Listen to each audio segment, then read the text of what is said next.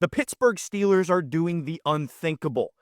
They had the Battle of Pennsylvania this weekend against the Philadelphia Eagles, but I'm looking big picture here. The Steelers are one win away from something they've only achieved once in the last 6 years. And it has nothing to do with the outcome of the game this weekend against the Philadelphia Eagles. I'm going to tell you what that is on this episode, so stay tuned.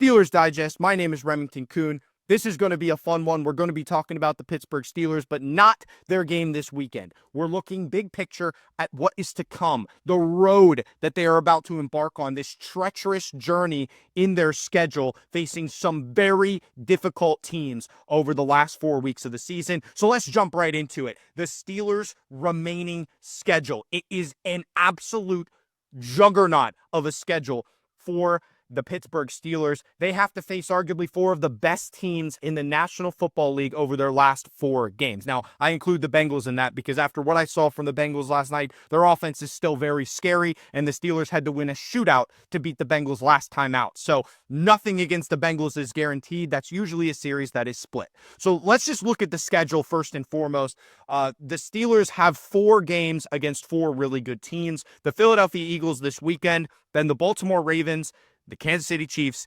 and the Cincinnati Bengals. Now, I understand that these teams are juggernauts, but the Steelers are also a juggernaut, and they're not being given enough credit.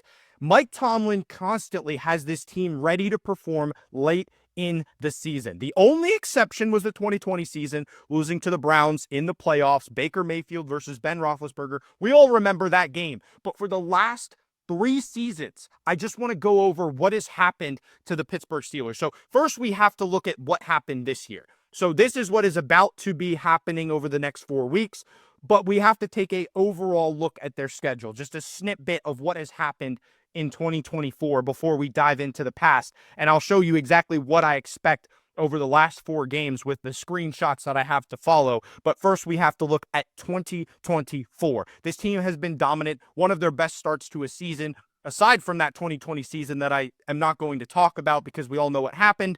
The last 3 years have been consistent. And I'll show you where the consistency lies and why I believe that this team is set up for some serious success down the stretch. Now, don't get tied up in how difficult these opponents will be. You have to understand that the Steelers are a team that plays down to their opponents. Their losses on the board that you're looking at right now are to teams that they are far superior to. The games that they play against really good teams are the games that they bring their best brand of Steelers football. 2021, the Pittsburgh Steelers schedule. Look at the last 4 games for me. They won 3 of their last 4 games. And they weren't cakewalks either. Their only loss was to Kansas City in those 4 games. They beat Tennessee, they beat Cleveland, and they beat Baltimore. So a very impressive 4-game stretch for Mike Tomlin Steelers in 2021. Now let's flash forward to 2022, the very next season.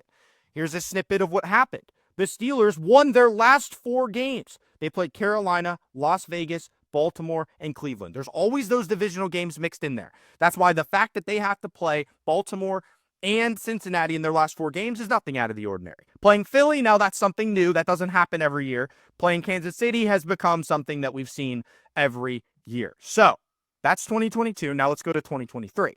The Steelers in their last 4 games, they lost to Indianapolis, but then they rattle off 3 straight wins against Cincinnati, Seattle, and Baltimore. What does this tell you about Mike Tomlin's Steelers? For me, it tells me that they're always ready to go and they play their best football late in the season. That's what it tells me. I'm just being honest with you. I had to do that research because I had to know for myself if what my eyes have told me over the last few seasons of watching Steelers football is true. And it is true. They bring the best out of this team towards the end of the season. As the season goes on, they continuously get better. So the fact that they're playing 4 juggernaut teams, don't let that fool you. Don't let that fool you at all. The Steelers are just as good as any of the teams they're going to play over the next 4 weeks. The Eagles is the weird one because obviously we're going to be without George Pickens. That's a big loss. But the Steelers, I mean, their locker room is a lot better right now than the Eagles. You heard the comments that Brandon Graham made about his players and how Jalen Hurts and A.J. Brown may or may not have a great relationship right now. So we don't even really need to worry about the Eagles. They run the ball. That's what they do best. They have Saquon Barkley, of course. But outside of that, their passing game has been very inconsistent. And I just want everybody to understand that it is an attainable goal to win out the rest of the season. I'm not saying it's going to happen, but the Steelers are still within running of that number 1 seed and chasing down Kansas City. So I had to show you the last few years so you understand why I believe that way. But I do believe in this team's ability to finish the season strong and make a case for that number 1 seed, if not 2 or 3 seed, and hosting a playoff game. Could you imagine that? Hosting a playoff game at Acrisure Stadium would be something awesome. So let's move on to the next topic. I was rambling there for a little bit. Path to conquering the AFC North. Now, this is a bit different of a topic, even though it's pretty much the same, type of thing here. This is an important thing that we have to discuss because a lot of people don't understand the Steelers' real path to winning the AFC North. If they win this weekend, I would venture to guess that the Baltimore Ravens are going to beat the New York Giants. I mean, I don't want to say that's a given and that it's a guaranteed. Obviously, any given Sunday, anything can happen. I understand that. But you can't assume that they're going to beat the Giants, right? I'm going to assume they're going to beat the Giants because obviously it's the Giants. They've been in turmoil all season long. They don't even know who their quarterback is anymore. I guess Drew Lock now. But you have to take it for granted the Ravens are 9 out of 10 going to win that game. Maybe 9.8 out of 10 if you really want to be specific. But let's just look at the standings while we're looking at it here. So while I'm talking about it, the standings are tight, but only with the Ravens. The Bengals eliminated themselves a while ago. They could win out, and they're still not a threat to the Steelers. The Browns have been eliminated from playoff contention. You don't have to worry about the Browns. It's between the Steelers and those purple birds in Baltimore. So now we have to really assess the remainder of the schedule for the Ravens and for the Steelers. But you really don't. And that's what I'm here to tell you. You don't have to look any further than next game after this weekend against the Baltimore Ravens. Here's why. Here's why you have to look at that. The Pittsburgh Steelers, regardless of what happens against the Eagles, say they win that game. If Baltimore beats the Giants, Baltimore's still in contention for the AFC North. Here's the kicker. Next week, when we play the Baltimore Ravens, if we beat the Ravens head-to-head, it would mean we beat them twice. We would sweep the season series, and we would own a tiebreaker. So let's say the Steelers lose to the Eagles this weekend, and the Ravens beat the Giants. The Ravens would in turn move to 9-5, and the Steelers would be sitting at 10-4. They would be 1 game back. Okay, then we have this head-to-head matchup with Baltimore. If the Steelers beat Baltimore, they would not only gain that game back and take a 2-game lead, but they own the tiebreaker. So with 2 games left, they would win the AFC North with a victory over Baltimore. So regardless, if worst case scenario, the Steelers lose to the Eagles this weekend, so what? The Ravens beat the Giants. So what? It's a 1-game lead in the division at that point. That's where it gets scary, but it's not scary because if you beat the Ravens, you have the tiebreaker and you win the division. You see what I'm saying? So just be confident that that game alone is the 1 game the Steelers have to win in order to win the AFC North division this season. That is something that we never thought was possible at the beginning of the season, and now it is possible. You had the Bengals coming in as this team that everybody really thought was going to make a run at it with Joe Burrow, and he's been fantastic. He's not the reason they're losing games, but that defense, I can't say anything really about that defense. Obviously, we're spoiled with the Steel Curtain defense, but the Ravens are still a team that the public loves. A lot of people think they're a very good team. I would agree. They're still a very good team. They had some unfortunate losses this season, but the Steelers have had their number. All of you know about that. So as long as the Steelers beat the Ravens, that's the only game they have to win the rest of the season. They could lose all the other games. As long as they beat Baltimore, they win the division. So let's switch topics to something completely different. Pro Bowl voting updates as of 12/9. Now, this is an interesting one. I still have the AFC North graphic up because I'm going to be talking about that, of course. But really, we have to focus on what has happened in the Pro Bowl voting because they did send out an update as of 12/9. That was yesterday that they gave us an update on what is happening. And I'm going to give you that update right now. So the Pittsburgh Steelers have a lot of players in the running for the Pro Bowl.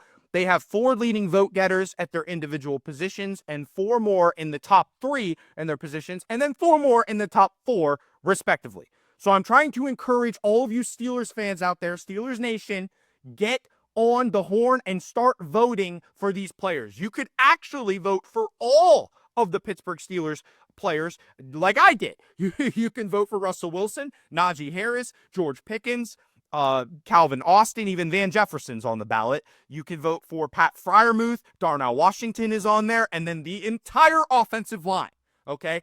Now, if you go back to that first graphic that I showed you, look at who's missing from that list, from the Pro Bowl leading vote getters on the Steelers. Russell Wilson is missing from that list. Well, here's what Sierra had to say in a tweet.